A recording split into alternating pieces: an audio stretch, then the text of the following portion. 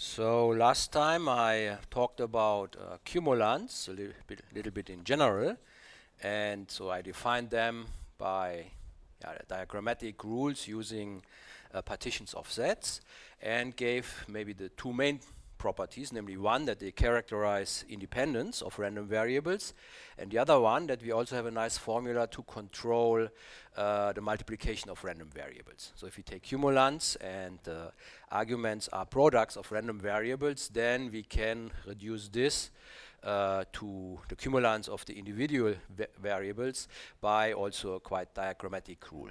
Okay, and of course we want to apply this to our situation. And maybe one can also see that the definition which I gave, the moment cumulant formula, which gives moments in terms of cumulants, really is very much connected to this cumulant expansion, which will really be the tool we are going to use. Okay, but maybe let me go right away back to our random feature model, because that's what you want to understand. So I mean the random feature model. So what is this? That's our simplest non-trivial example of a neural net, where we are looking on the feature matrix, which is sigma of W normalized by square root of P times X. Okay, so X is the data matrix, W are the weights for the first layer, and then we also apply entry-wise a nonlinear function sigma. Okay, and this gives us a feature matrix, and understanding the eigenvalues of F transpose, that's somehow what one needs to do linear regression for this thing. Okay, and of course X and W are easy matrices, so we assume them to be standard Gaussian matrices. So this means all entries are independent, all have Gaussian distribution, and of course each of them we understand quite well. X transpose gives the gives the Marchenko-Pastur distribution. But now of course we have the problem, we multiply two of them, which means the entries are not independent anymore, they are not Gaussian, and then even worse, we also apply nonlinearity. And the question is, can we also deal with this? If you want to imitate what we did for the proof of Marchenko-Pastur, then we will try to use this cumulant expansion, but this means we should have a good understanding of the cumulants of the entries of those matrices.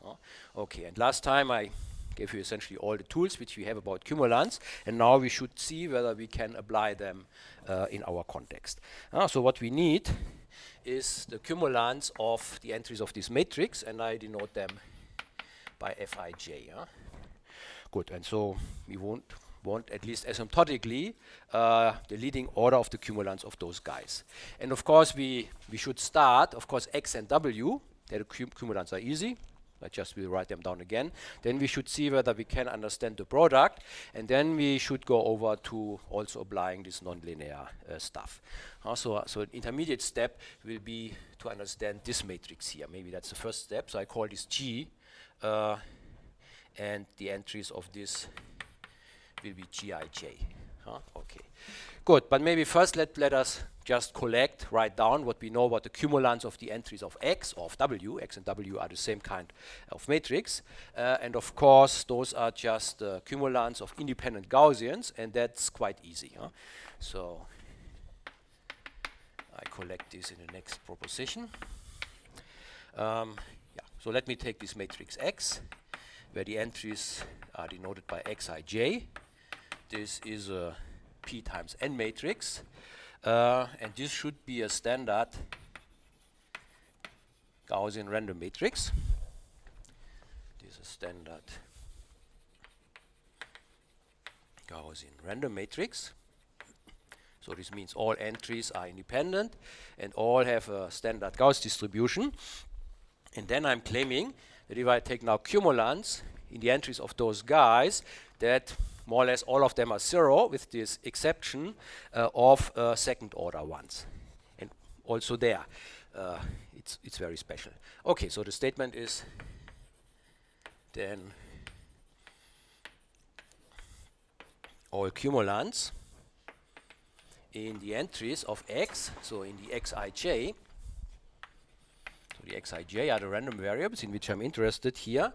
So they are, most of them are 0, and there's only the exception of the second order. Order ones. Okay, so the second order ones, so this is just kappa 2. So I have two arguments, and I mean the arguments should come from here. So I have, so one of them is, let's say, xij, and the other is xkl. So if I'm saying, I mean, the cumulants in such random variables, then I'm meaning that I'm choosing among those random variables for the entries of my cumulant. Okay, so it's this one, and this also is 0, with the exception that this guy is the same as this guy. Okay, so this means the k has to be equal to I, and the L has to be equal to j. If this is not the case, then it is 0, and otherwise it is equal to 1. And of course, the second cumulant is the covariance of those guys. Good. Okay, and I mean this is quite trivial by all we know. So maybe first of all, we know that the xij's are independent, and we have seen that independence of random variables is equivalent to the vanishing of the mixed cumulants. So this means if I have cumulants in those x's and they are not all the same, then it is 0, because then I have a mixed cumulant. So since, I mean, the xij are independent,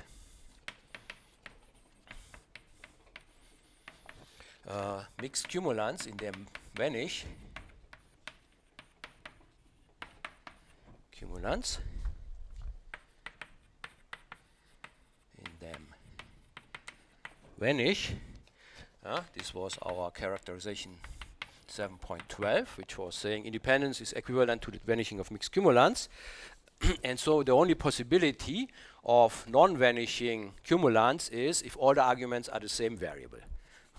So thus the only possibly non-zero cumulants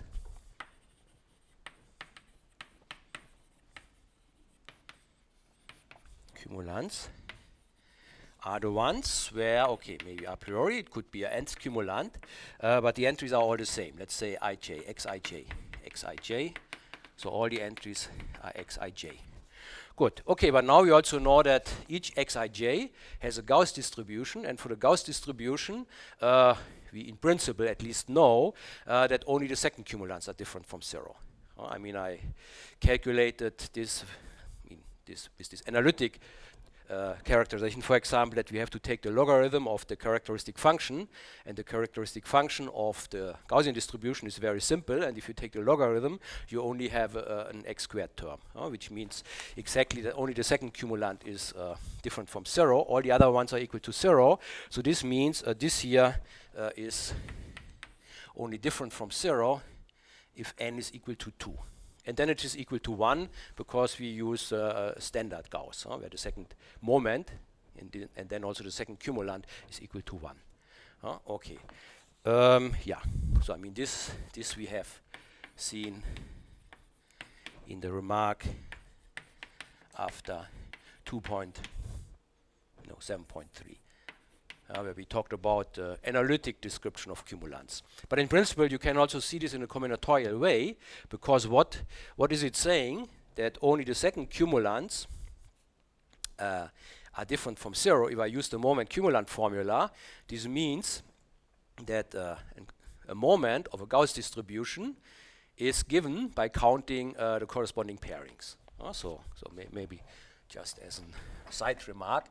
So I mean, if let's say if G is a Gauss distribution, then the moment cumulant formula tells me that if I calculate, let's say, the mth moment of this, then I should take, the moment cumulant formula tells me, I should sum over all partitions of m elements, and for each I get a contribution, which is the product of the cumulants corresponding to the blocks. Okay, but if only the second cumulant is equal to 1, this means that each block, that only a block of size 2 makes a contribution, because a block of size 2 makes a contribution kappa 2, a block of another size makes another kappa as a contribution, but all those kappas are 0. So this means because I have a Gauss, so actually here I'm just summing over pairings. So usually I denote them by this. Okay, and then each pairing, what is the contribution of each pairing? I mean, it's a product of the contribution of the blocks. Each block makes a contribution of kappa 2, but this is 1, because let's say we have a standard 1. So I mean, phi of g squared is equal to 1. So we get the contribution 1.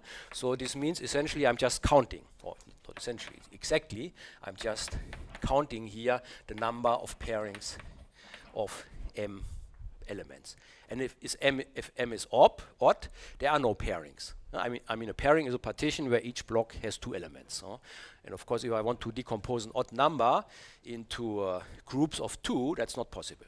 Okay, so that's, and if I have an even number, then this counting can be done very easily, and then we are really seeing that we are coming back to the formula which we had in the very beginning in the first assignment for the moments of the Gauss. So I mean, if I want to count the pairings of, let's say, 2r, if m is equal to 2r elements, I do this in a recursive way. So a pairing means, I mean, each element must be paired or matched with another one. So the first guy has how many possibilities? 2r minus 1. So I have 2r minus 1 possibilities for choosing the first pair. After having chosen the first pair, I mean, then I pair this guy with one of the other guys, and how much are left? There are 2r minus 3 guys to which it can be paired. So then for the next pair, I have this many possibilities, and then so on. Then for the third pair, I have 2r minus 3 possibilities, and then I'm going down up to the end until I have paired everything. And so the possibilities for such pairs, such pairings, is exactly this kind of factorial going down in steps of 2, which we denoted by this double factorial. This is just by the notation for this, and this was exactly the moment of the Gauss, which we got from the distribution of Gauss. So you see that this also fits very well with this moment cumulant formula. Okay, so of course it has to fit, because we know that the analytic description and this combinatorial description are the same, but we can see independently for both of them that the cumulants of a Gauss are very simple. And I mean, that's also a point, a good point of the cumulants. I mean, some things are getting an easier description in terms of cumulants than in terms of moments. Of course, we can write down the formula for the moments of a Gauss, but for the cumulants, it's even much simpler. Okay, anyhow, so here in this context, it tells us that for our standard random, for our Gaussian random matrices, all the cumulants are 0, with the exception of the second cumulant, where I have the same guy. And so here, of course, the independence of the axis tells me that it can only be different from 0 if they are the same. Okay, so this is just collecting this together. So this is simple. I mean, those guys we understand very well. But now the question is, can we also go over to more complicated situations? Yeah. So for x and for w, of course, it's the same. Okay, but how about now w times x? If you take the product, can we still deal with them in a good way? Do we get a good information about their cumulants? I mean, if we want to use our cumulant expansion formula, we need information about the cumulants. And hopefully, I mean, still, there are many of them which are equal to 0, because if we have to take the whole cumulant expansion with all the terms, I mean, this is hopeless. It's only the hope that many of the terms are equal to 0. Good, so let us look on this situation. So now we consider, so this G, which is the product. So G, this is, with this normalization. W times X, which is a M times N matrix. So X is a P times N, W is a M times P matrix, so the product is a M times N matrix. And the entries of this G I denote by Gij. Okay, and so let us maybe start to calculate a few small cumulants. Okay, so maybe start with the first one. So what is the first cumulant of those entries? So the kappa 1 of Gij. Yeah, of course we have to reduce it to the entries of the W's and the X's, for which we know something. And of course the W and the X are independent. So the entries here and the entries here are independent. So we have all information about them. The question is only whether we can use this to get something concrete here. Okay, so we have to rewrite this here. So if I take the Ij entry of G, I have to rewrite this in terms of the entries of W and X. So it's just a matrix multiplication where I'm summing over the index K. This goes from 1 to P. Then I have this 1 over P, which I can take out. And then I have kappa 1 of, yeah, and the Gij is the W I K X Kj. This is just written down the matrix product of Wx. I mean, the Wik are the entries of W, the Xkj are the entries of X. So and I want the Ij entry, and I have to sum over K, and this 1 over square root of P is here.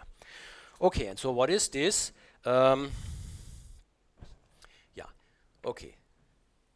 So this, of course, is the moment of this one. Kappa 1 is the same as the expectation, as the moment. And of course, I can write this in terms of cumulants. Namely, it is kappa 2 of Ik x kj plus kappa 1 Wik times kappa 1 of x kj. That's the moment cumulant formula for n equal to 2. Or you can say it's a product formula. If I want to write a cumulant where one argument is a product, it's the same. But in this case, it's just the moment cumulant formula. This is the second moment, and the second moment is given by this. Okay, but so what do we know about this? So first of all, this kappa 2 here, this is equal to 0, because I mean the W and the X's are all independent. So here I have a mixed cumulant in independent variables. So this guy here is 0. Since I have the independence between the W and the X's. Okay, and here, okay, I mean, here I cannot use independence, but I mean, here those guys are 0 because the entries of W, or also of X, they are standard Gauss, which means they are centered. So we assume that the first moment, and kappa 1 is the first moment, of this guy is 0. And I mean the same for this. Okay, so this means all terms are 0. So this tells us that this here is equal to 0. Good. Okay. Yeah. So this was just a warm-up. Maybe more interesting is now the second cumulant, because maybe there we can get something non-trivial. So I mean, because for the X's and the W's, it's exactly the second cumulant which is there. So probably this should also survive here, but let us look on this. So now I take a second cumulant of, so now I should take two entries of my matrix G. So let's say I take Gi1, J1, comma, Gi2, J2. And again, I have to rewrite this in terms of the entries of W and X by matrix multiplication. So I do the multiplication here and here. And so I get also a 1 over square root of P for each of them. So I get a 1 over P over all factor, and then I'm doing the matrix multiplication, which means I have to sum over two indices running from 1 to P. And then I have here kappa 2. Okay, and the first G, the Gi1, J1, is written as a product of W I1, K1 times X, K1, J1. So that's the Gi1, J1. Summing over K1 gives the I1, J1 entry of the matrix G. Okay, so that's one argument here of this kappa 2, and the other argument is just writing the same for the g I2 J2.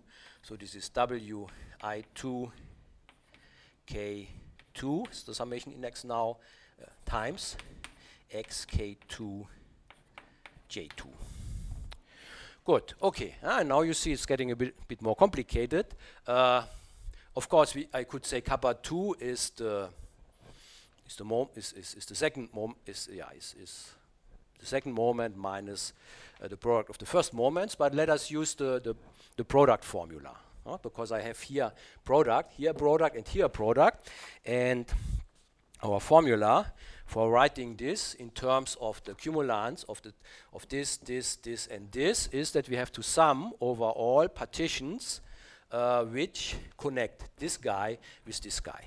Okay, but furthermore, we also know that the W's and the X's are Gauss variables, so this means only the second cumulants are there, so this means I can only use pairings here.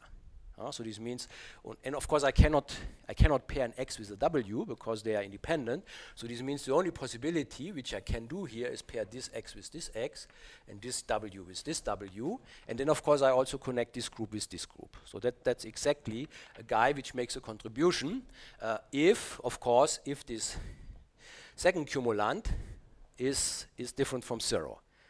But of course, those are only different from 0 if I'm pairing a W with the same W and the X the same. So this means the I1 must be equal to I2 and the K1 must be equal to K2. So this here, if I want to pair this to get a non-vanishing distribution, this tells me that I1 must be equal to I2.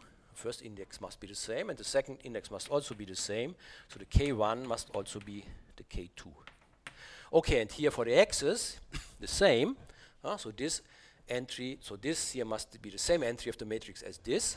So the K1 must be equal to K2. So that's the same condition as here. And J1 must be equal to J2. Good, so you see we have here some conditions referring to the indices which we have chosen here. So we have delta I1 must be equal I2, and delta, so J1 must be equal to J2. Otherwise it is 0. If this is satisfied, then if also then K1 is equal to K2, we get a contribution 1.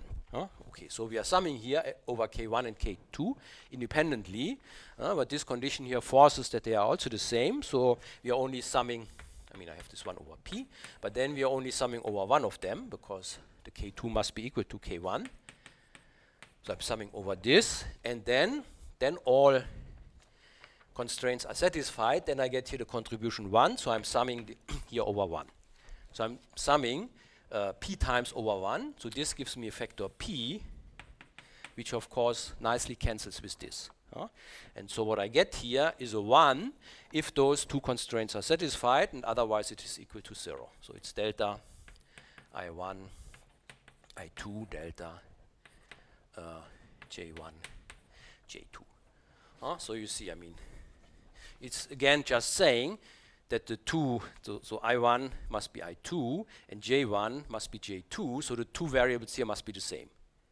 Okay, so on this level it looks like those are independent. Okay, but for higher cumulants they are not independent because they are coupled by the matrix product. Okay, but here it's the same as for the X or the W. Good, but now maybe real interesting thing happens for higher ones, and first maybe third order or odd order ones, they are 0, because you see, we always, if you do things like this, we always need to couple, to pair x's, and if I only have an odd number of x's, I cannot pair them. Okay, so this will not contribute. So this means that the third cumulant, or more general, all odd order cumulants will be equal to 0. So kappa 3 of independent what the indices here are, GI1, J1, I2, J2, GI3, J3 is equal to 0, and the same for all odd order cumulants. Just because if I write down the same formula, I need a pairing between the x's which appear, and I have exactly as many x's as the order of here tells me. So here I would only have 3 x's, and I cannot pair them. So I won't I won't find any distribution here. Good, but okay, of course, the even ones, there speaks nothing against having something for the even ones. So in particular, k equal to 4. So let us now look on k equal to 4. That's really where the first non-trivial thing happens. That's the thing which we have to understand. Yeah.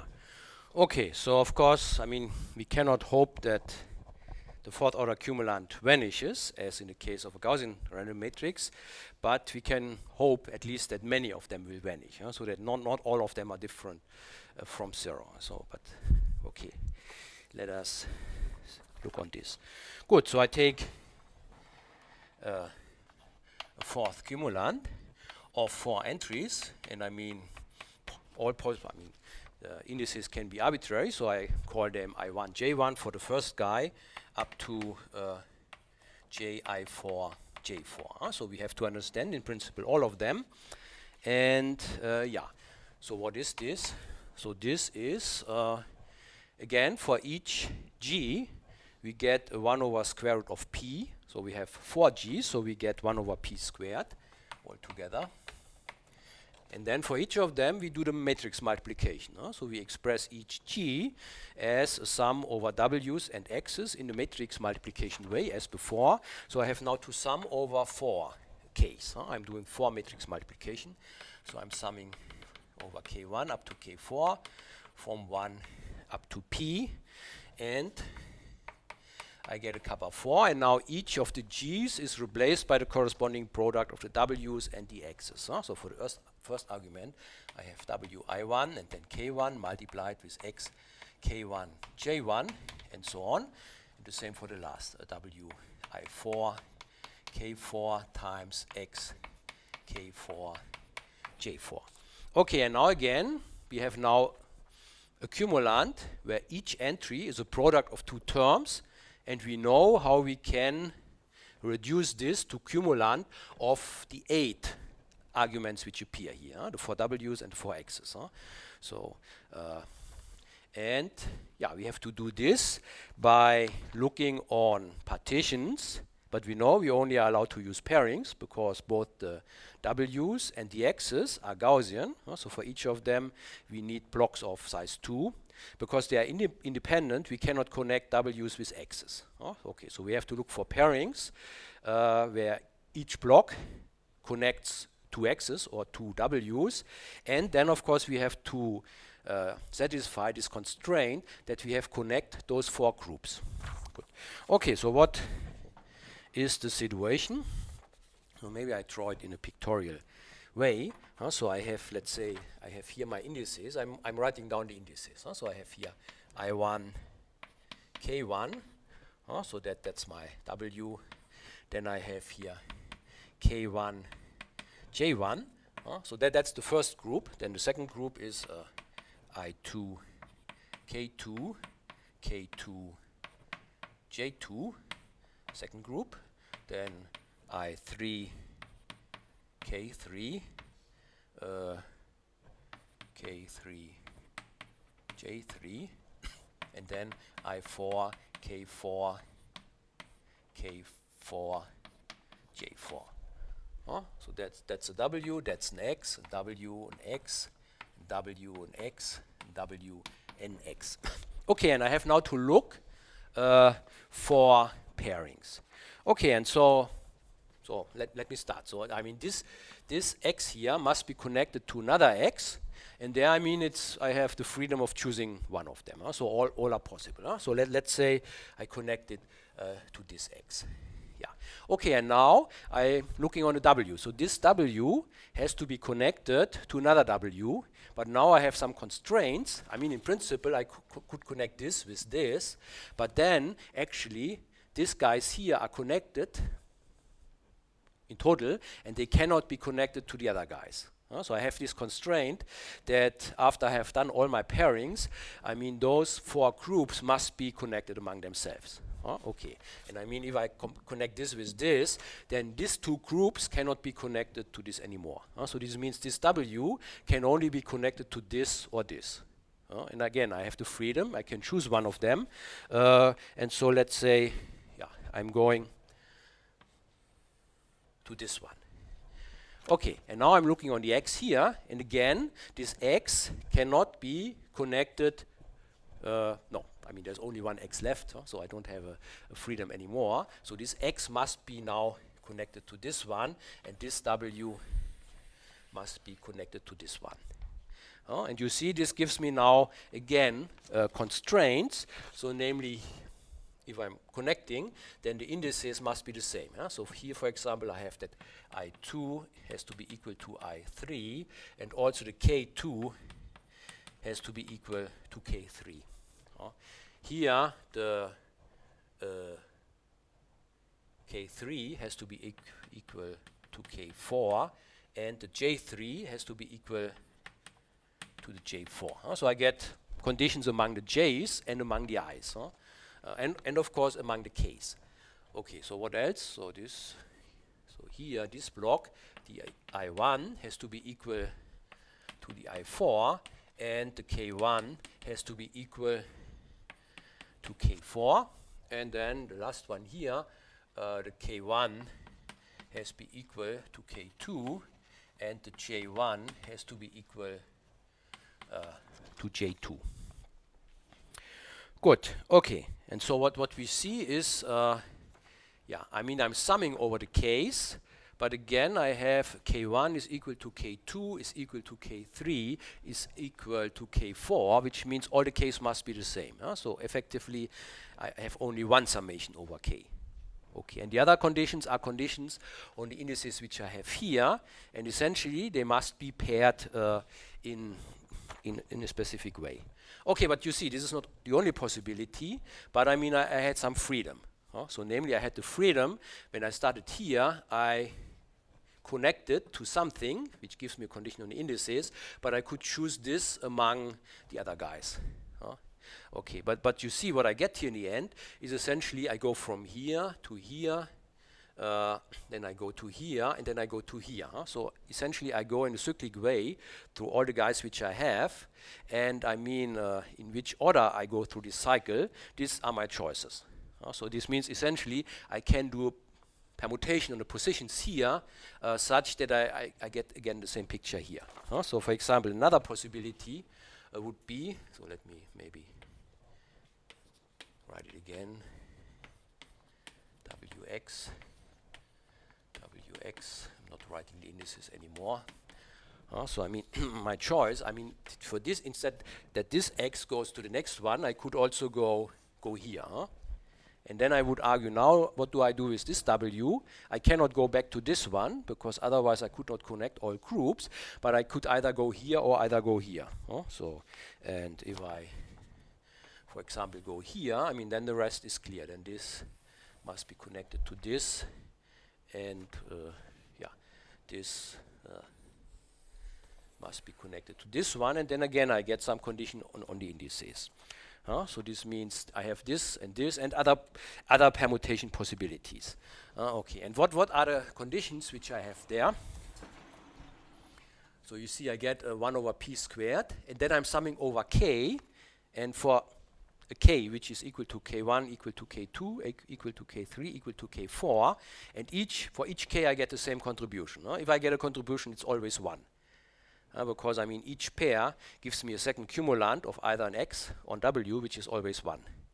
So this means for all k's I get the same, so I get p times the same contribution, which cancels one of the p squared, one of the two p's in the 1 over p squared. So what I'm left with is now 1 over p, which is an order lower than for the second cumulant.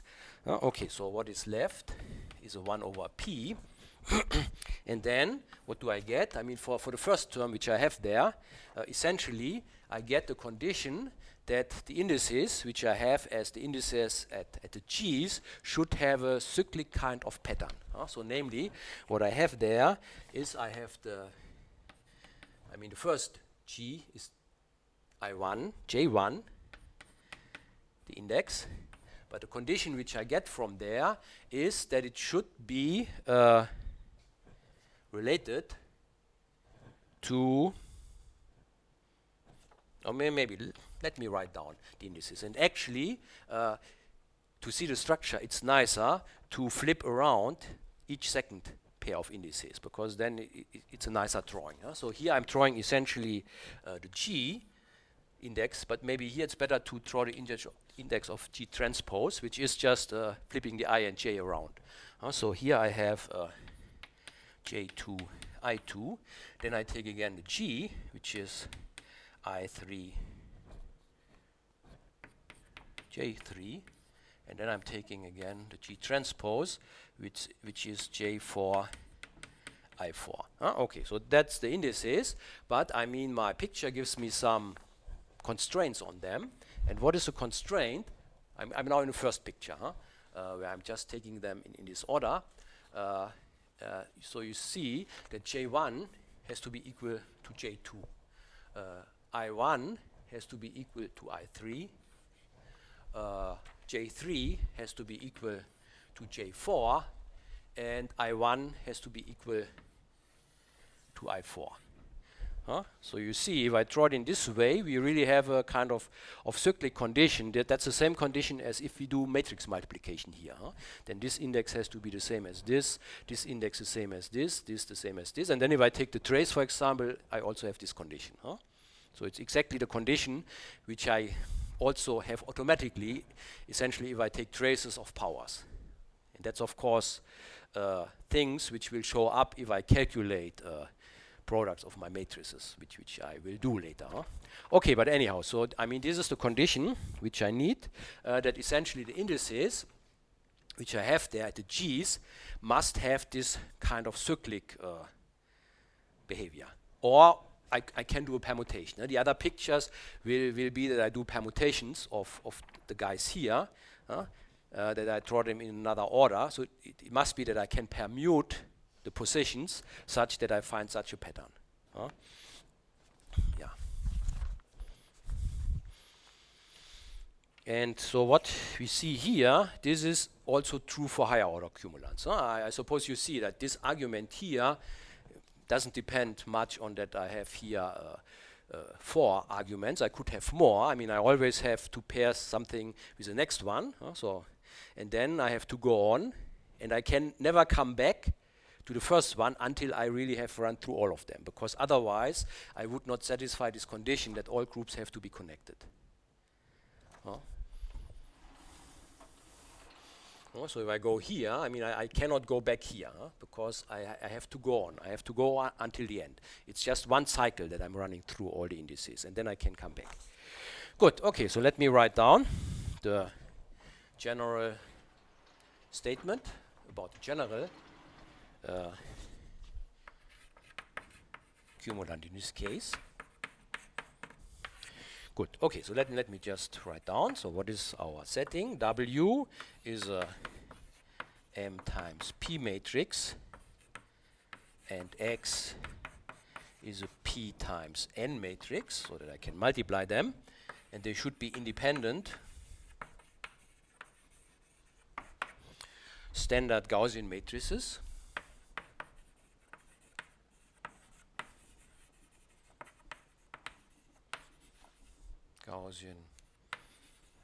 Standard Gaussian random matrices. Yeah, okay, and then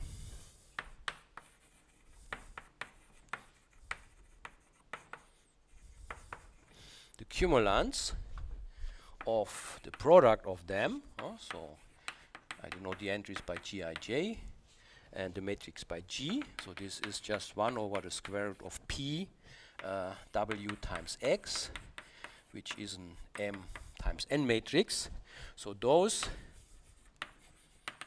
are given by, yeah, okay, so what I take, I mean arbitrary, kappa R, and I have here entries, arbitrary, so a priori I denote them by GI1, J1 up to GIR, JR. Okay, and now I'm claiming this is equal, yeah, in many cases it will be 0, and what I need some condition on the indices, so namely I need this kind of cyclic structure, so that I can permute the indices such that after this permutation they really have this kind of cyclic structure here. Okay, and I mean for every permutation which shows this structure I get a contribution 1. So what I get here is actually the number of permutations that after this permutation I have this cyclic structure in these pairs of indices. Okay, so and I get also factor 1 over p. So you see if I have here RGs, I get 1 over square root of p to the r. But then in my summation, again, I will have summations for each matrix multiplication, but they all will be forced to coincide all the k's. So effectively, I only do one summation over k from 1 to p. So one factor p will be cancelled by this. And so I will be left with 1 over p r over 2, which is coming just from the 1 over square root of p in the definition of my matrix. So just from this guy here, I have this r over 2 times, I have this r times, but then I'm losing 1 because of my summation over 1k. Okay, and then, I have to see how many permutations do I have of the positions of the variables there. So let's say a permutation in SR such that after this permutation I really find this cyclic structure. So this means if I'm writing down this pair I sigma I j sigma 1.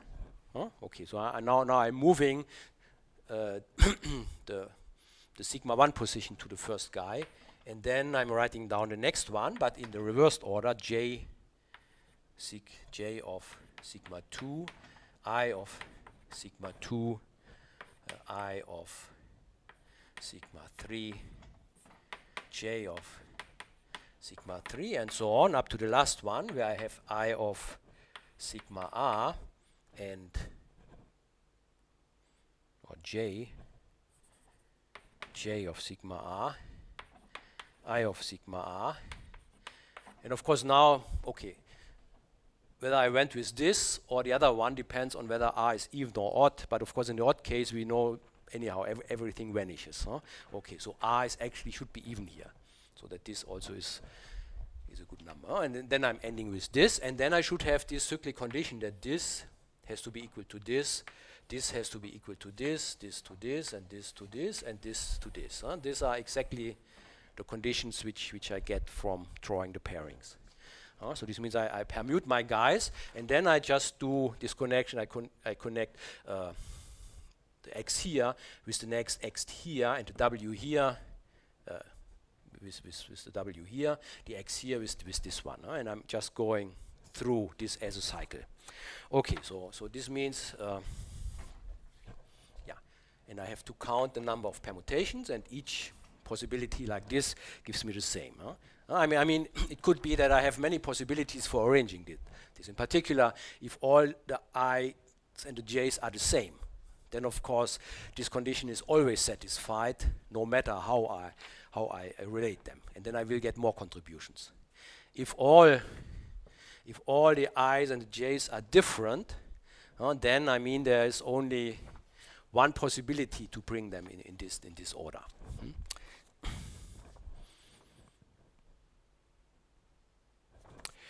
Good. Okay. So this means this has a cyclic structure, and okay, of course. So it should be clear the condition that I get anything, of course. So this means in particular many of those guys are equal to 0. So namely, if there is no permutation such that I can bring it in such a cyclic order. So what I really need is that the j1 here must appear again among the other j's, so that I can pair it with this. Okay. So this means the j's must show up in this in a cyclic order, and also the i's. Good. Okay. And of course, yeah, if r is odd, this is equal to 0. This should be equal to 0. Good. Okay. So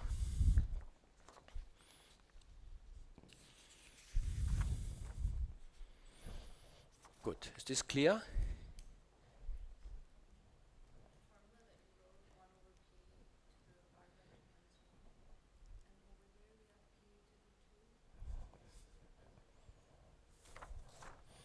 Yeah, but this was before doing the summation, and after doing the summation, I have this 1 over p. That's here the final result. So this corresponds to this. So in this case, r is equal to 2. Yeah, no, r is equal to 4. So 4 over 2 is 2, and I have, yeah. Okay, but yeah, for the odd r's, everything is 0. So yeah, this r over 2 is a natural number.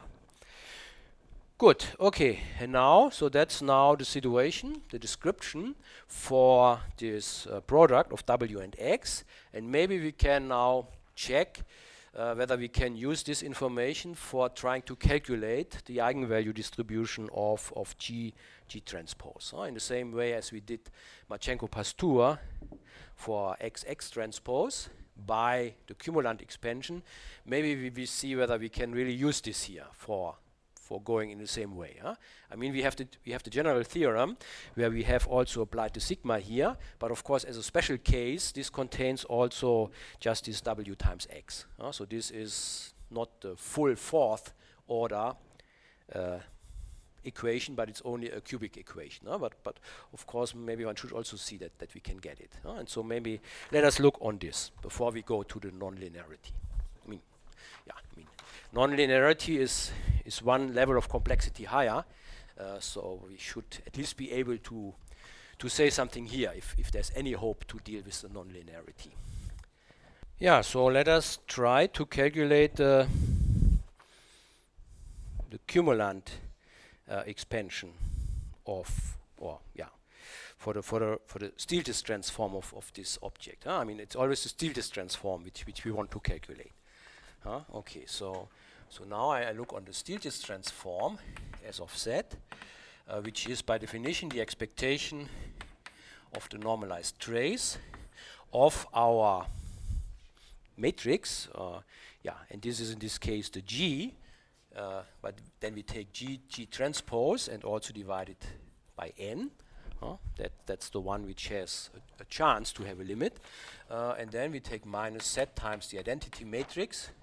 This here is an m by m matrix, so this identity matrix is the identity matrix of size m. Okay, we take the inverse of this, and then, okay, the trace, and then the expectation. Okay, and without the expectation and the trace, so just the operator, the inverse of this thing, that's what I denoted by r. So the resolvent, this is r of z, this is the operator. Good, okay, and then, we start in the same way as we did it for Marchenko-Pastur. I mean, we just derive an equation, and this is just using the fact that r of z is the inverse of this. So we do this now. And from this we get that 1 plus s of z. This is now, okay, and this is now 1 over n times m times the sum over I and j, the expectation of the Gij, the entries of the matrix G, times the G transpose R of Z, and of this the Ji entry. Okay. So essentially what we have here, we have to take the expectation of G times G transpose times R. That was what we get from the very beginning, and then we did the matrix multiplication to take out this variable Gij, because then we are in the context of this cumulant expansion. So I'm multiplying with one of our variables, has the same effect as taking derivatives. if G is Gaussian, we are only taking one derivative, that's the Stein's identity. If G is arbitrary, then we get here a sum over derivatives weighted with the cumulants, and which is a horrible thing, but hopefully we have enough information about the cumulants that it's not so horrible. Huh? It's still horrible enough, but it's at least on a level that one can deal with it. Okay, so that was what we have to do, and I mean I wrote this down as a motivation for why we did the cumulant expansion.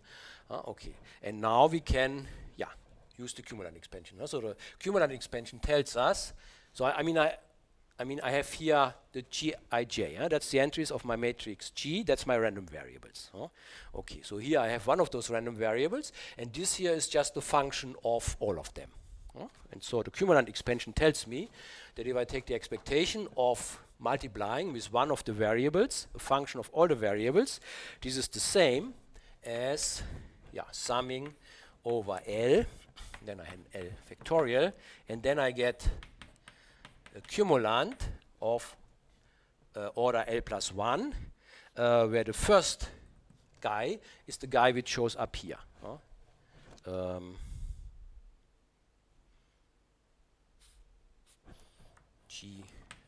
Gij, okay, and then I'm summing over all the other ones, so here's another sum. So I'm summing here over, let's say, G, P1, Q1, up to G, PL, QL, and then I get the expectation, and here the multiplication is now replaced by taking the partial derivative with respect to all the variables which show up here. Okay, so I take here the partial derivative with respect to this variable. So let me denote this by P1, Q1. Then the partial derivative is the next one, which is P2, Q2, and here PL, QL of my function. And the function here is just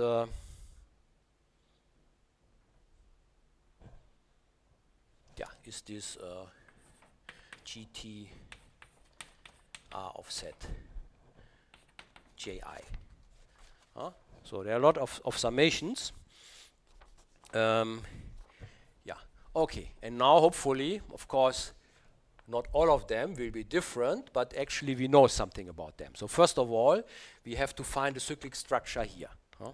And okay, even zeroth of all, we know that we need here even number of guys. So this means the L has to be odd.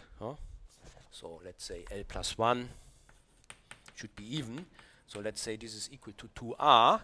And then, I mean, I'm summing over those guys, but I'm also summing here over the first one. So maybe I use a more systematic notation for them. I call them, let's say I call those guys I1, J1, and then I also call this here I and J's, but now continuing here the numbering. So this here is I2, J2, and the last one is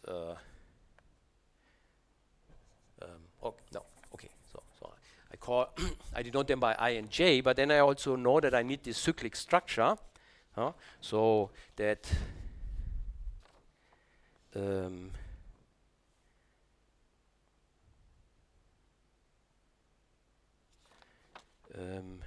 so that maybe after some permutation, I have that this is G of I2, J1, I2, up to I1, JR. So I need the cyclic structure. Okay, and maybe let me write down one more. Okay, I'm not going to do the full calculation. I mean, it's still horrible, and so details are a bit tedious. So, but hopefully we get some idea that one can deal with this. So I have here the sum over the L. I'm summing now over the R because I only want to sum over even L plus 1s, and then the kappas which are different from 0, I mean, these have this 1 over p factor. So they have the factor 1 over p to the r minus 1. And then I'm summing over the i's and the j's here such that I have here a cyclic structure. Huh? Okay. Yeah, I'm summing over I1 up to IR, J1 up to JR. And here, because I have this 1 over L factorial, somehow, yeah, I mean, I get a contribution for each cyclic structure which I have here, but this is taken into account by this 1 over L factorial. So if I write down one concrete cyclic structure, then I can forget the other ones because I have L factorial other ones in general, and so this is deleted by this. So this means I'm writing down here in my sum the situations where I have this cyclic structure. Okay, then the cumulant makes this contribution here, and then I'm left with this term here. So the expectation of delta, and then of course those guys here are the guys which now satisfy the cyclic structure. So I have here I2, J1, delta of I2, J2, and so on up to delta of I1, JR. So here the pairs of I and J's are appearing, which show this cyclic structure. So this I2 is the same as this one, this J2 is the same as the next one, and so on. Yeah, and I apply this, yeah, to what? To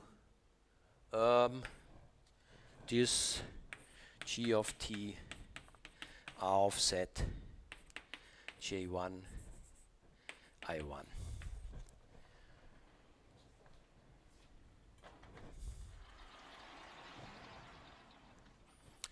Okay, and now one somehow has to deal with this, and this is now a summation over R, and the term R equal to 1, this is the one where I only have the first derivative. This is of course exactly the one which showed up in Marchenko-Pastur, where we used the Stein identity because the entries there of our matrix were just Gaussians. So what I have here, I have in this sum, I have the term for R equal to 1, and then I have the terms, the other terms for higher R,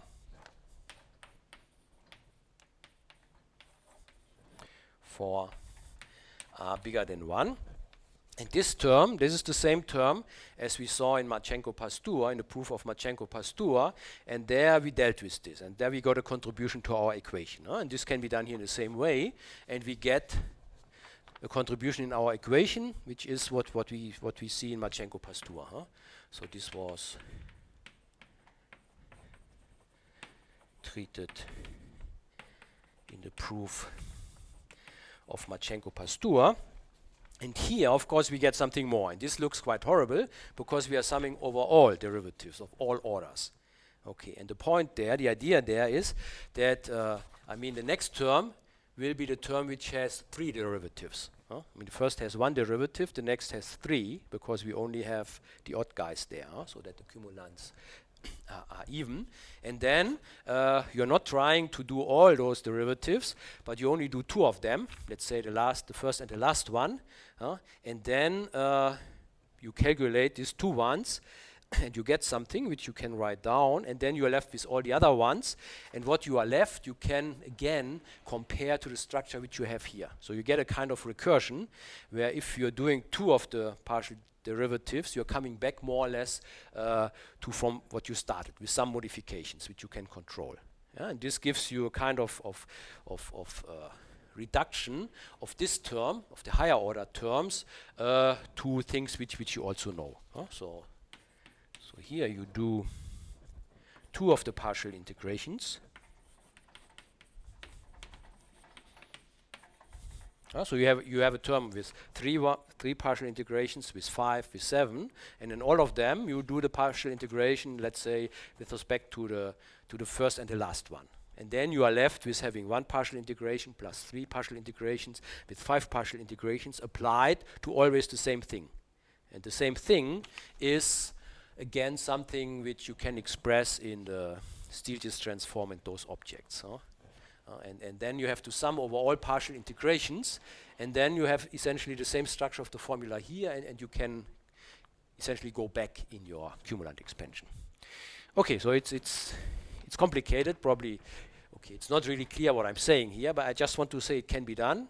It's quite of technical, and of course you have to do asymptotic arguments, because you get many terms. Some of them survive in a limit, that's the one which you have to identify, and some, or maybe even many, will disappear asymptotically. So they are there a priori, they are not equal to 0 because of the structure of the cumulants, but they have, in a limit, they are of lower order, so they disappear. So even in our proof of Marchenko-Pastur, there was one term which was there, but it had a factor 1 over p in the end, and so it goes to 0. Okay, and so here there will also be many terms of those, and a lot of the work really is to argue or to realize which terms will disappear in the end, and that you can throw them away. And then you have to realize what is left there. Okay, so we do 2 of the partial integrations, and then reduce what is left essentially to from what we started, namely 2 versions of 1 plus s of z. So we are going back here in this, and we get essentially this here multiplied by some other things, which we have collected on the way. Good, but I'm not want to do this, and then maybe finally, okay, I can write down the equation because at least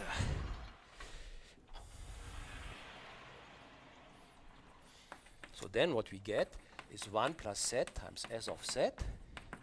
So this is s of z times 1 minus gamma 1 plus z s of z, and then multiplied with 1 minus 1 over gamma twiddle. So we had 2 ratios, because we have n, m, and p in the whole thing. And so we had 2 ratios. If we go to infinity, 1 was gamma and 1 was gamma twiddle. And here we have 1 plus z times s of z. Okay, and so without this term here, this is what we get in Marchenko-Pastur. So this corresponds to the first term, this one. And then the rest essentially gives us a modification of those things with this factor here. Good. Okay, but anyhow, I don't want to go more into this, but maybe it's more interesting to see now about the nonlinearity. Can we deal with this? Okay, so in principle we could do this, but okay, there are too many indices and too many arguments about what asymptotically vanishes, so probably you have to do it 5 times before you get it right. So maybe you could try it, but okay, I don't want to do it. I'm more interested in the nonlinearity. Because I mean this is quite complicated. You could also deal with this situation in other ways, maybe, which are in the end maybe not so complicated. But the question is, can we extend this here to the nonlinearity? So is it of any use to have recognized the kind of special structure of the cumulants of our product of W and X? Okay, and so now we want to look on. So now that's the main thing we are really interested in. We are looking on F. So this is sigma applied to G. So G was the product, but now we apply this nonlinear function, and the entries are Fij. And so can we still say something about the Fij? Okay, and this is in the next proposition, that mainly the structure of the cumulants in the Fij is very much the same as the one for the G. So the nonlinearity do not really destroy the cyclic structure. Or it's really just the cyclic structure which still survives in the leading order terms. Okay, so in leading order we have for the cumulants of the Fij the following things. Okay, and the main point is that it's again many of them are still 0. And again, what we need is this cyclic structure in the indices. Otherwise, it's 0. So only cumulants with cyclic structure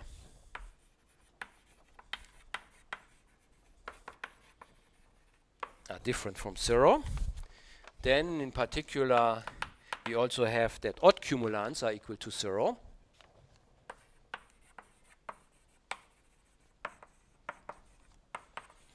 Okay, and now maybe the main point is really to see what are the non-vanishing 0 cumulants, and in particular, we should see that those two quantities, theta 1 and theta 2, coming from our nonlinearity function, somehow show up there. And they are really exactly, they are more or less the values of the cumulants. So namely, first of all, for the second order cumulant, so kappa 2, so we have Fij, and it's only cyclic, so this means the second guy must be the same as the first one, so that's different from 0, and this is exactly this theta 1. So this is now not 1 as before, but now it depends on the sigma, and it's theta 1 of sigma. And I recall that this was that we integrate sigma squared against the Gauss distribution. E to the minus t squared over 2 divided by, so this is the density of the Gauss, dt. Okay, so we see that why theta 1 comes into the game. And the higher order cumulants, actually, they go with the other theta, the theta 2.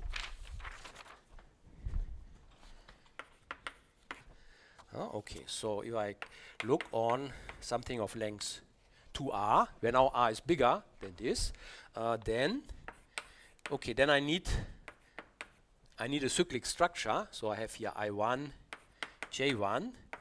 The next one should then be I2, J1, F, I2, J2, and so on, F, IR, JR. So the cyclic structure means that this guy must be the same as this guy, this one must be the same as this one, and so on. So I mean, if you revert the order of the I and j of every second one, then it really is this nice picture.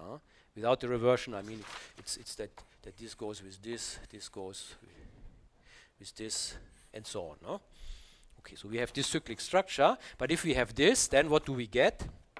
We still get this 1 over p to the r minus 1, but then not times 1, but times this other quantity, which was theta 2 of sigma, and this we get to the power r, because it depends on this. But essentially, it's on theta 2.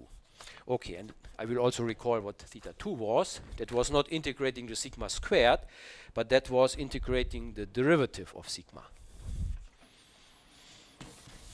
And of course, the point is, I mean, well, why the heck should we get those strange quantities for the cumulants? I mean, that's what we really should understand. And if the cumulant, this diagrammatic point of view, is of any use, it should tell us why we get those things. So the theta 2 of our function, so this was integrating over r the derivative of our function with respect to the Gauss. Again, with respect to Gauss. T squared over 2 divided by 2 this, and we take the square of this. So you see I have here to the power r, so essentially I have this integral over the derivative for each of the factors.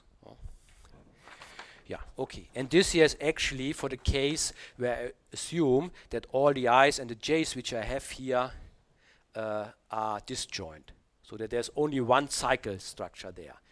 So that there are not more permutations, that I could also bring them in other cycle structures, because then it would become confusing.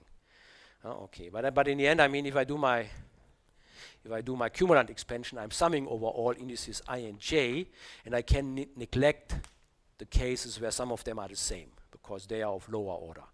So I mean, it's really the main information which I need is the one where all of the i's and j's appearing here are different. And then if I have a cycle structure here, there is no other way of bringing it into a cycle structure. I mean, if all INJs would be the same, then this would be a cycle structure, but then I could permute it and I would again have a cycle structure. And that's a confusing situation, which is not so hard to not so easy to understand. But we don't need this later. So here I'm assuming for disjoint I1, J1 up to IR, JR. So all of them should be different. And of course, R should be bigger than 1, because for R equal to 1, it's this one here. So you see, it's different. I mean, the second cumulant goes with theta 1, and all the higher ones are going with theta 2, which are two different values coming from my function sigma. Good. Okay, so let us think a little bit about the proof of this, whether we can understand this. Okay, so maybe first, 1 and 2. So this says that only cumulants with a cyclic structure are different from 0, and odd cumulants are 0. And I mean, this is somehow clear. I mean, the best thing is you think that your sigma is let's say a power of something. So I mean, if you have sigma, so if you take, so these are the sigmas of the g's. Okay, if you take here a power of a g, here another power of the g, here another power of the g, then of course you have here all the g's which have this cycle structure. And now you must sum over partitions where you do connections, but those connections must satisfy the cycle structure, because you know that the g's have this cycle structure property. And this means, of course, if you don't find here a cycle structure, then also for the g's you don't find a cycle structure. Okay, so this is somehow clear. The cycle structure for the g's gives you also the cycle structure for the f's. So this follow from cyclicity of the cumulants for the Gij. Okay. But one case does not follow directly. That's the case if I have a K1, because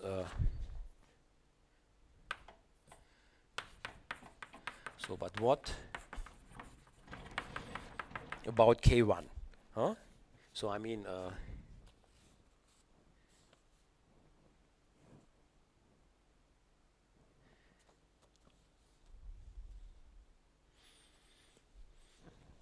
yeah, because in K1, if I have a product of g's, then I mean I don't have to respect the cycle structure, because then I don't need, I don't have to connect groups. If I have kappa 1, if I have a product as an argument, there's no condition of connecting groups.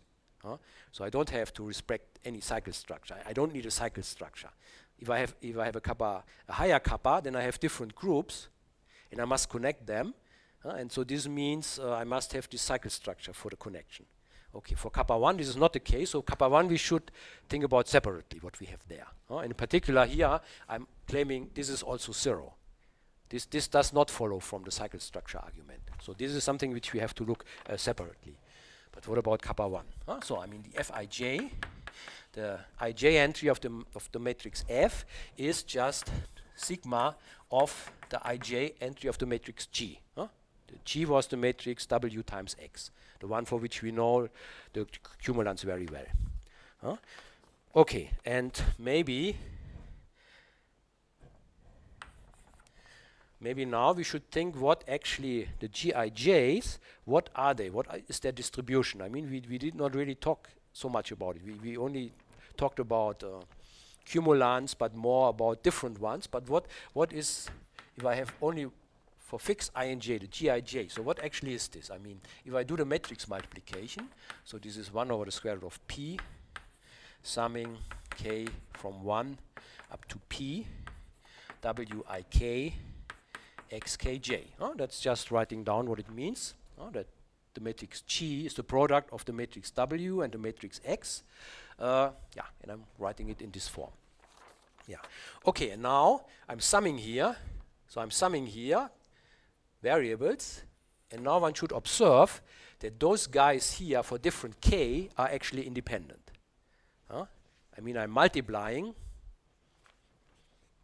I'm multiplying W and X, so I mean the entries in W and X are not independent anymore, but if I'm looking on one entry, it is written as a sum over those things, and if I have here different Ks, I mean, let's say I have Wi2 x2j, and another term is Wi3 x3j, then I mean the W's and the X's with different indices are all independent. So I mean this guy here is independent from this one, because I mean the W is independent from this W here, and the W and the X's, they are independent anyhow. So this means all the terms here for different K's are independent. So what I do here is I'm summing over independent variables, and actually the mean of each of them is 0. Because the expectation of the product, they are independent, is the product of the expectations, but each of them is 0. So what I have here is actually I'm in the realm of the context of the central limit theorem. I'm summing variables, independent variables of mean 0, and I'm normalizing it by the square root of the number of summands. And this tells me for big P, this quantity here is close to a Gauss distribution. Yeah, so I mean those are independent. For different K, and they are also centered. So this means that each entry of my matrix G is actually close to a Gauss. So the Gij is for large P the Gauss distribution, close to it, but by the central limit theorem. Okay, and so this means if I now calculate the kappa 1, then in principle we get something which might not be equal to 0, but then we have to have a closer look on our theorem, because we there had an additional assumption about our sigma, which exactly makes this term equal to 0. And maybe now you also see while the conditions, or also the theta 1 and the theta 2, we calculate something with respect to the Gauss distribution. And I mean here, that's the reason here that the Gij's have a Gauss distribution. Good, okay, but so let us look on the kappa 1. So if I look on the kappa 1 of such an entry Fij, so kappa 1 is the same as the expectation, and the Fij is sigma of Gij. Okay, and as we have seen here, the Gij, this is close to a Gauss distribution. So what I'm doing here is I take the expectation of the function sigma of a Gaussian variable. So yeah, but so this means this expectation here is integrating the sigma of t, and t has now the Gauss distribution. So this is e to the minus t squared over 2 divided by the square root of 2 pi dt. So that's kappa 1. Okay, and integration with respect to the Gauss distribution, because those entries here have a Gauss distribution asymptotically. Okay, and now of course there's no reason why this should be 0, and the only reason is because we require it to be 0. That's what we did in our theorem. That was an assumption which I stated at the very beginning. We look on sigmas and we normalize them somehow such that this guy here is equal to 0. So this is an assumption on our sigma.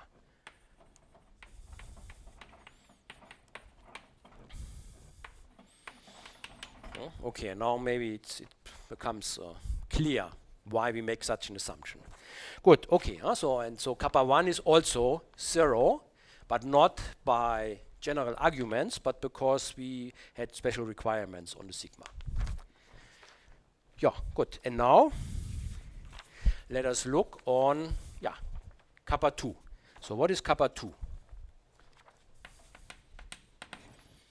So kappa 2 of Fij, and here we need a cyclic structure. So the second variable must be the same as the first one, otherwise it's 0 anyhow. And what is this now? Okay, for kappa 2, maybe we can Kappa 2 is the covariance, so it's the expectation of the product, so of Fij squared minus the expectation of Fij squared. Okay, but we have just seen the expectation is the same as the first cumulant, so this guy is 0, so it's just the second moment of this. Yeah, but now, as before, this is the expectation of, and f of ij is the application of sigma to the gij. So I take the square of this. But as before, the gij, I mean, here we are just talking about one of the entries. So you see, because here I have the same as here. So it's just about one of the random variables. So I take here the expectation of sigma squared of a variable which has approximately a Gauss distribution. So again, this is just the integral of sigma t squared and then integrated with respect to the distribution of this guy, which is a Gauss. Minus t squared over 2 divided by square root of 2 pi. Yeah, okay, and this is exactly what we denoted by theta 1. So this is theta 1 of our function sigma. We see why this quantity now makes the appearance here. In particular, why we are integrating with respect to Gauss. I mean, at the beginning, this is not clear. But the reason is that in our matrix G, the product W times X, each entry has a Gauss distribution in the limit by the central limit theorem. Good, and now maybe the most interesting thing is, most complicated thing is 4. Why do we see this other quantity there? Okay, and so maybe let me try to do this in the last 5 or 10 minutes. And for this, it's probably the best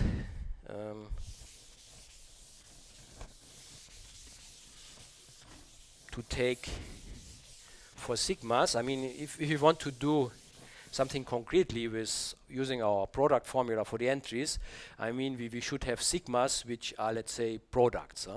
So we take for sigma, we take a polynomial. Then by linearity, we can reduce this to the situation where in each entry we just have a power.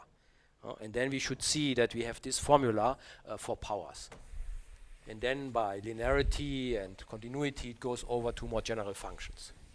Yeah, so I'm checking it for polynomials. So let's say I'm looking on kappa 2r of, and so the sigma of G is now a polynomial, but I take different polynomials in different arguments. I mean, it's a polynomial, it's a sum of different powers, and by multilinearity, I can reduce the situation to the case where I have in each argument I have one power, but they might be different. So let's say I have here I1 J1 to the power N1, let's say. Here I have a G I2 J1 to power N2 and so on.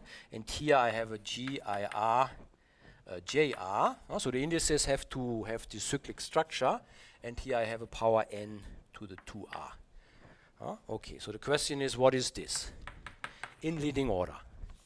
Okay, and so I mean, what I have here is I have here some G's. So G I1 J1 up to G I1 J1. That's the first group. Then I have here G I2 J1 up to G I2 J1. And then I have more, and then I have the last group, which is the GIR JR, a couple of times. IR JR. Okay, good. And for this I have to calculate my cumulant, and now I have a cumulant where I have products as entries, and so the rule for calculating this, or reducing it to the cumulants of the G's themselves, is that I should sum over partitions, where of course the corresponding cumulants are not 0, but I also get disconnectedness.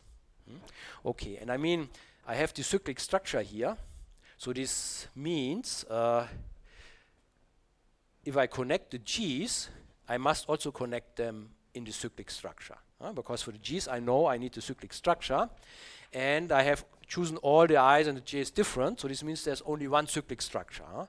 So I cannot close my cycle before I really have reached the end. So this means I must have one block which connects essentially all the groups here together. So there must be one block which connects a G from here with a G from here with a G from here and so on up to this one. Because this is a contribution which survives, and we know that such a contribution in the G's, this gives me this contribution 1 over p to the r minus 1. That's this contribution which is coming from here. So I need at least one block which connects all the G's, because I have to make a connection of all the groups. And I cannot, such connection here cannot stop earlier. I cannot say, okay, I have a block which connects a few of them, and then I have another block which connects the other one, because those blocks won't have a cyclic structure. So they will make a contribution 0. So I only have a block which has a cyclic structure which connects all of them.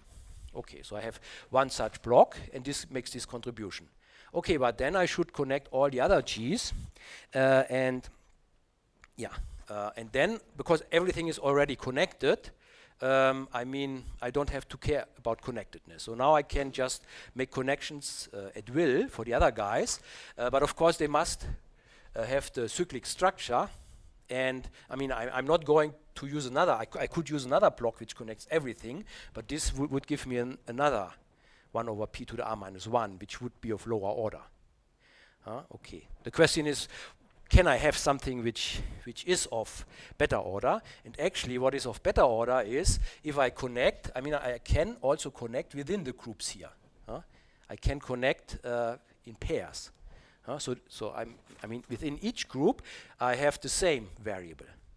And I know that this is a Gauss variable, which means the cumulants for them are only there of order 2. So for those I should make connections in pairs. So I can connect here in pairs, those guys, and each of them will make a contribution 1. 1 is good, because this will survive. And I connect here. The remaining ones which I have here, I can also connect in pairs. All possibilities for all pairs. And the same for each of them.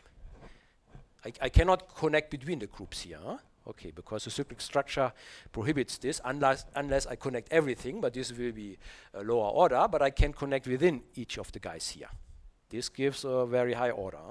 Okay, so this means I'm connecting here all of the guys, but this means what I do here is, I have one of the G's I have removed, and then I have N1 minus 1 G's left, and if I'm summing over all pairings for connecting them, I just calculate the corresponding moment.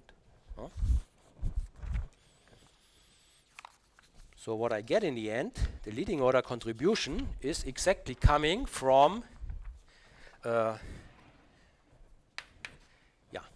one block which connects everything. This block gives me a 1 over PR minus 1, but actually this block I can make a choice which of the G's I take. So in the first group I have N1 G's, and I can take any of them.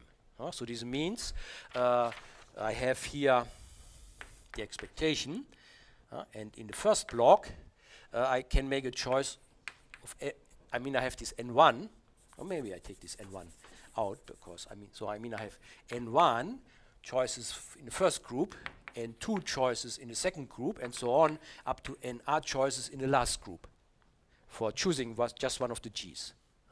Okay, and after I have done this, in each group I'm left with 1 G less, and then I'm summing over all pairings for this group of 1 G less, and summing over all pairings, this gives me the expectation. So I get here the expectation of the first group, the expectation of the G I1 J1, but to the N1 minus 1, because I have removed 1. One of the G's goes into this block, and I just have to pair the other ones. So it's 1 less. Okay, so this is the contribution which I'm doing here.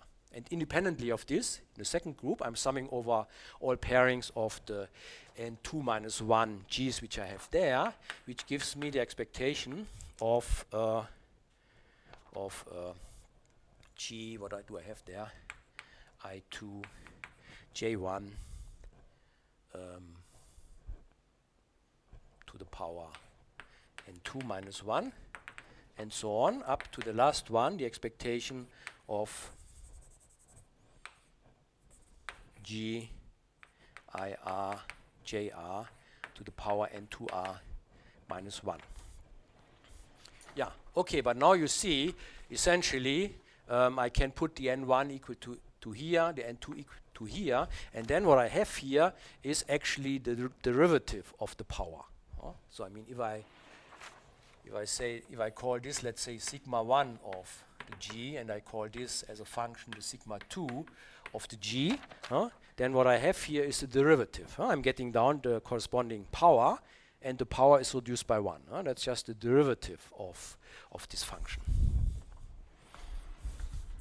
So what I have here altogether is 1 over PR minus 1. And then I take the expectation, and this n1 times the expectation of gi1, j1. So this is the expectation of sigma 1 prime of this first g variable, I1, j2. And so on, times the expectation of g, the function which I applied to the last one, g, IR, JR. Okay. Yeah, and so you see what I get here, the kappa 2r, if I now just take the same function for all of them, gi1, j1, up to sigma of GIR, JR. So this is 1 over PR minus 1. And then I have this expectation, and it's always the same now. It's the derivative applied to the G, but the G is just one of the entries, and this has asymptotically, again, a Gauss distribution. So I take here the expectation of the derivative of G. Let's take the first one, I1, J2, but all the other ones are the same. If I say all the sigmas are the same here, and then I get this to the power 2r. But this here is again the Gauss, so I calculate here the expectation of the derivative of my function applied to a Gauss distribution. And again, this is exactly what this theta 2 is doing. So what I have here is 1 over PR minus 1, and then this expectation, this is the integral over r sigma prime of t, and then integrated with respect to a Gauss distribution, because each of the entries of my matrix G has a Gauss distribution in a limit. And this here is just a function applied to this variable. Okay, so I'm getting this, and I'm getting this 2r times. Okay, and theta 2 was exactly defined as this quantity to the power 2. So I'm getting the whole thing to the power r. So I have 1 over PR minus 1, theta 2 of sigma to the power r. Because the 2 here was in the definition of the theta 2. Yeah, okay, and so, so we see in a hopefully clear way why this theta 2 shows up also in this calculation. And also why we have this difference between the second cumulant and the higher even cumulants. Yeah, I mean this here is maybe the most complicated calculation in this context, but I think it gives a good idea why we have exactly this structure. So we must make this connection somehow in as high order as possible. So this will give this factor. We cannot do without this, but then the rest we just do by connecting via Gauss in each of the guys here. So this will not change the order. And this will give exactly contributions according to this here. Good, okay, and then of course you can now use this again in a cumulant expansion and do what I did not do before because it was complicated enough. Now it will be even a bit more complicated, but in principle it can be done. So you can use this information, and then in your calculations the theta 2 and the theta 1 will also show up. And then in the end you really get the equation which I showed in the theorem at the beginning. Okay, so I'm not going to do the details. Maybe if you want to look it up. So essentially this is an approach which was done by Vanessa Piccolo and Dominic Schröder. So there's a paper on them. So I was following more or less their approach. I mean, one can prove those things also in other ways, but they did it in this way, which I found nice in some way, at least for conceptual reasons. I mean, the concrete calculation at the end gets complicated, but maybe there's one point, but I think I will talk about this next time, namely we saw that the effect of the nonlinearity is the same as adding an additive noise to the problem. And maybe if this approach here is at least good for something, it gives you an idea why this is the case. So we should maybe see next time that actually what you get for this nonlinear random matrix model for the F is actually the same as what you get if you take the G and you add an additive noise to it. Okay, but next time I will talk a little bit more about this. Okay, thanks.